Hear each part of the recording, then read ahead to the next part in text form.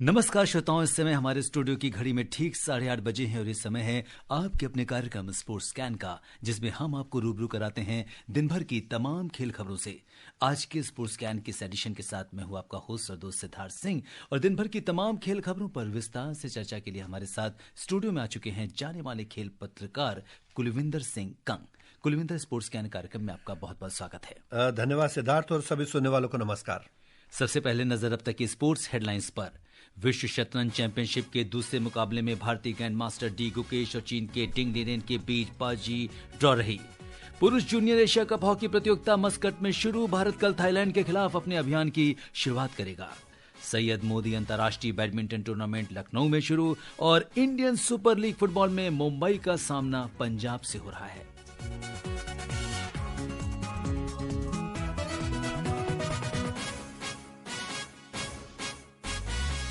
और सबसे पहले बात करते हैं वर्ल्ड चेस चैंपियनशिप की। सिंगापुर में विश्व शतरंज चैंपियनशिप के दूसरे मुकाबले में आज भारतीय ग्रैंड मास्टर डी गुकेश और वर्तमान चैंपियन चीन के डिंग लिरेन के बीच बाजी ड्रॉ रही। 14 बाजियों के इस मैच के कल पहले मुकाबले में गुकेश को हार का सामना करना पड़ा था। आज गुकेश ने काले मोहरों से खेलते हुए चीन के अनुभवी खिलाड़ी को ड्रॉ पर रोककर अच्छी वापसी की। इस तरफ फिलहाल डिंग लिरेन ने 1.5 अंक हासिल किया है, वहीं गुकेश के आधे अंक हैं। और अगर हम देखें कुलविंदर की, जिस तरह से सबकी नजरें इस समय गुकेश पर लगी हुई हैं, बहुत ही प्रतिष्ठित विश्व शतरंज चैंपियनशिप है, किस तरीके से आप देख रहे हैं इसे? देखिए, जिस तरह से सिद्धार्थ कल वो हारे थे, उसके बाद कई खिलाड़ी तो डिमोरलाइज हो जाते, लेकिन डोमाराजू गोकेश, जिन्हें डी गोकेश कहते हैं, 7 साल की उम्र से खेल रहे हैं। माता पिता दोनों डॉक्टर हैं, बहुत प्रतिभाशाली है, और मैं समझता हूँ दूसरे सबसे युवा ग्रैंड मास्टर हैं। 2019 में बने, 12 साल और 7 महीने और 17 दिन में। तो भारत के पास शतरंज के जितने भी खिलाड़ी हैं, भविष्य बहुत उज्जवल है। और वापसी देखिए क्या शानदार करिए, आधा अंक प्राप्त किए। कड़ी टक्कर होगी, क्योंकि वो जो डिंग लिरेन है वो भी काफी अनुभवी है, लेकिन ये अपने आज काले मोहरों से खेलने उस पर अंक हासिल किया है। तो क्या कुछ संभावनाएं बन रही हैं वर्ल्ड चेस चैंपियनशिप में? ये जानने के लिए हमने बात की ग्रैंड मास्टर प्रवीण थिप्से से। आपको बता दें, प्रवीण थिप्से पहले भारतीय हैं जिन्हें चेस ग्रैंड मास्टर्स नॉर्म का टाइटल मिला था। साथ ही उन्होंने कॉमनवेल्थ चेस चैंपियनशिप जीतने वाले पहले भारतीय होने का श्रेय भी उन्हें ही प्राप्त है। तो प्रवीण, आपके पास क्या जानकारी है? ये जो विश्व चैंपियनशिप जो होती है वो 14 गेम्स की होती है, और पहला गेम हारने के बाद थोड़ा इंसान पिछाड़ी पे पड़ जाता है, लेकिन जो 7.5 अंक बनाएगा वही चैंपियन होगा। और कल का गेम जीत के डिंग को 1 गुण मिल गया है और गुकेश के अभी कोई गुण नहीं थे। आज का गेम जो ड्रॉ हो गया, तो अभी डिंग 1.5 पॉइंट पर चले गए और गुकेश आधे पॉइंट पर है। तो 1 पॉइंट का डिफरेंस है, और जो 7.5 पहुंचेगा वही चैंपियन होगा। तो अभी तो बहुत दूर है, अभी दिल्ली बहुत दूर है वैसे कहेंगे। तो अभी हमारे पास बहुत सारी संभावनाएं हैं, क्योंकि अभी एक हम ये कह सकते हैं कि शुरुआती मैच हुआ है। कल का गेम थोड़ा सा एक हम कहेंगे अनएक्सपेक्टेड रिजल्ट हो गया, क्योंकि हम सोच रहे थे कि व्हाइट मोहरे लेके गुकेश पहले ही गेम में जीत लेंगे, और गुकेश उस तरीके से खेल रहे थे। लेकिन थोड़ा गेम देखने के बाद कुछ चीजें दिखाई दी, वो इतनी अच्छी नहीं थी। जैसे कि गुकेश बहुत तुरंत खेलते थे, उनकी वो स्टाइल नहीं है। उनकी स्टाइल है कि सोच सोच के खेलते हैं, अपनी पोजीशन बनाते हैं और अपने मर्जी से फिर प्लान करते हैं। यहाँ वो ओपनिंग स्टडी करके आए थे, लेकिन वो क्यों खेला जाता है वो उनको आइडिया नहीं थी। तो बाद में वो टाइम ट्रेवल में आ गए, और डिंग लिरेन का प्रदर्शन बहुत अच्छा रहा। उन्होंने रिस्क भी बहुत ले लिए और एक्यूरेसी भी कर दी। और आज का गेम आया, डिंग लिरेन ने सीधे ड्रॉ के लिए खेले। चौथे ही मुख उन्होंने ऐसे चाल चली, घोड़े की चाल चली कि जिसके बाद अगर सफेद अगर ड्रॉ करने चाहते हैं तो ड्रॉ कर पाएंगे। तो ज्यादा कुछ हुआ नहीं, 23 मुंह के बाद रिपीटिशन ऑफ मूव से ड्रॉ हो गई। तो आज तो डिंग बहुत ही सावधानी से खेले, और ये अगर सावधानी से खेलते रहेंगे तो गुकेश के सामने एक चुनौती रहेगी, क्योंकि 1 पॉइंट की लीड है। तो जैसे ड्रॉ होती जाएगी तो गुकेश के चांसेस थोड़े मुश्किल हो जाएंगे। तो कहीं गुकेश को हिट करना चाहिए, और कल का गेम जो है सफेद मोहरे लेके खेलेंगे। मुझे लगता है कल का गेम क्रुशियल हो सकता है, क्योंकि प्रवीण 138 सालों के बाद ऐसा हो रहा है जब इस टूर्नामेंट में 2 एशियन प्लेयर्स आपस में चुनौती कर रहे हैं वर्ल्ड चैंपियन के लिए। तो ये भी एक बहुत ज्यादा लोगों के अंदर जो चेस प्रेमी हैं उनके अंदर बहुत उत्साह है कि इस बार चैंपियन कौन बनता है। बिल्कुल बिल्कुल, क्योंकि ऑफिशियल वर्ल्ड चैंपियन 138 साल पहले हुई, इसमें कोई ना कोई यूरोपियन तो रहता ही था जी। और उसके पहले अनऑफिशियल में भी सारे यूरोपियन ही रहते थे या रशियन रहते थे, कभी अमेरिकन रहे हैं। चैंपियनशिप तो एशियन के पास रहेगी। उम्मीद करते हैं कि गुकेश और बेहतर प्रदर्शन करेंगे। प्रवीण, स्पोर्ट्स कैन कार्यक्रम से जुड़ने के लिए और हमें वर्ल्ड चेस चैंपियनशिप के बारे में जानकारी देने के लिए आपका बहुत बहुत धन्यवाद और आभार।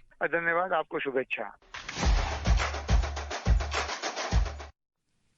आइए डाल लेते हैं गुकेश के प्रोफाइल पर एक नजर।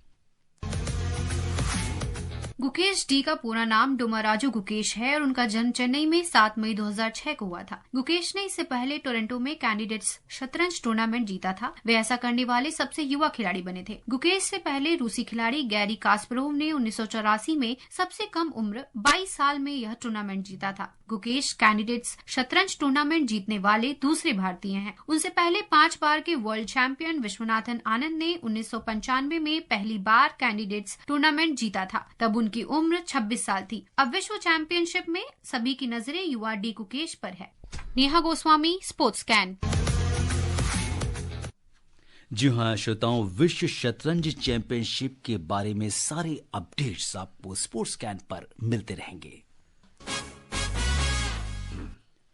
बात कर लेते हैं हॉकी की। पुरुष जूनियर एशिया कप हॉकी प्रतियोगिता की शुरुआत आज मस्कट में हुई। इस बार टूर्नामेंट में 10 टीमें हिस्सा ले रही हैं। प्रतियोगिता में भारत को कोरिया, जापान, चीनी ताइपे और थाईलैंड के साथ पूल ए में रखा गया है।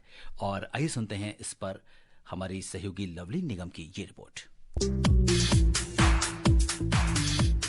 भारतीय जूनियर पुरुष हॉकी टीम आज से 4 दिसंबर तक मस्कट, ओमान में चलने वाले पुरुष जूनियर एशिया कप अभियान में अपना दमखम दिखाने के लिए पूरी तरह से तैयार है। इस बार आयोजन में 10 टीमों के भाग लेने के कारण भारत को कोरिया, जापान, चीनी ताइपे और थाईलैंड के साथ पूल ए में रखा गया है, जबकि पूल बी में बाकी 5 टीमें पाकिस्तान, मलेशिया, बांग्लादेश, ओमान और चीन हैं। कप्तान आमिर अली और उप कप्तान रोहित के नेतृत्व में भारत कल थाईलैंड के खिलाफ अपने अभियान की शुरुआत करेगा। भारतीय टीम को 3 दिसंबर को होने वाले सेमीफाइनल में पहुंचने के लिए शीर्ष 2 में जगह बनानी होगी। Lovely Nigam, sports can.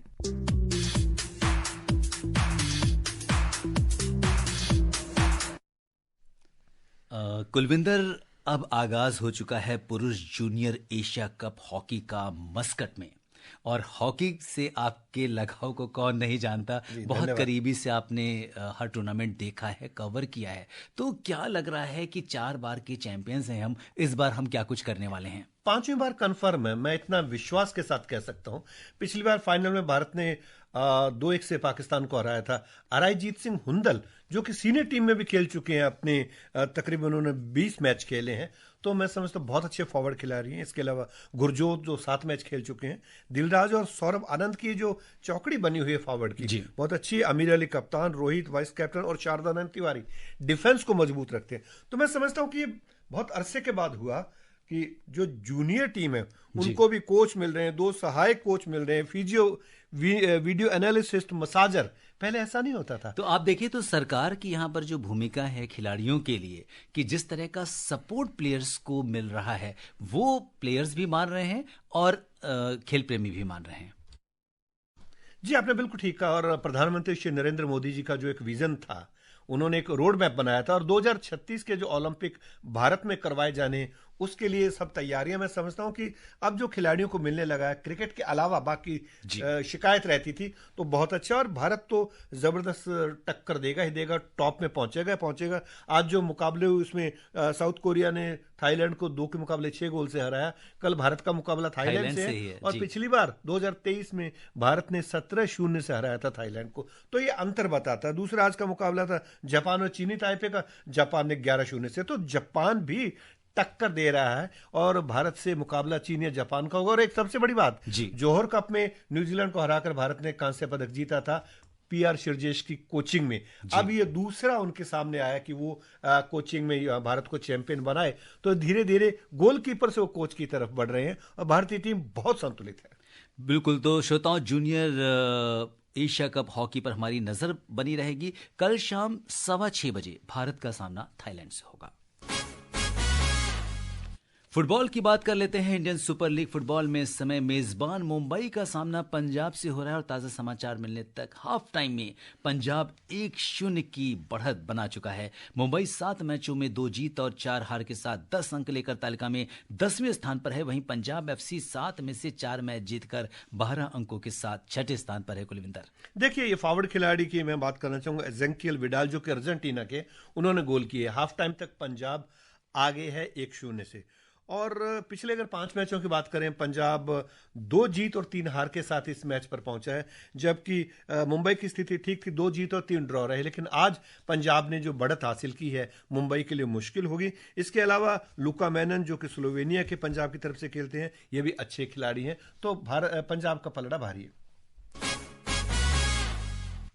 बात करते हैं बैडमिंटन की। सैयद मोदी अंतर्राष्ट्रीय बैडमिंटन टूर्नामेंट आज से लखनऊ में शुरू हुआ। पीवी सिंधु, लक्ष्य सेन इस टूर्नामेंट में भारतीय चुनौती की अगुवाई कर रहे हैं। किस तरीके से देख रहे हैं कुलविंदर? बस ये देख रहे हैं कि साल का अंत है, पीवी सिंधु को एक टाइटल मिल जाए तो अच्छा लगेगा जाते जाते, और लक्ष्य सेन अपनी फॉर्म को वापस प्राप्त करें। थोड़ा सा वो इंजरी में भी रहे, लेकिन अब युवा हैं, आगे अच्छा करेंगे वो।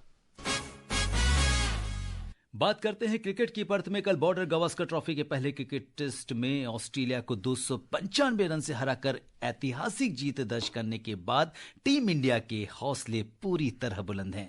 विदेशी जमीन पर भारत की रनों के आधार पर सबसे बड़ी टेस्ट जीत के बाद टीम इंडिया अब 6 दिसंबर को एडिलेड ओवल टेस्ट के लिए पूरी तरह तैयार है। आइए सुनते हैं कप्तान जसप्रीत बुमराह इस जीत को कैसे देखते हैं।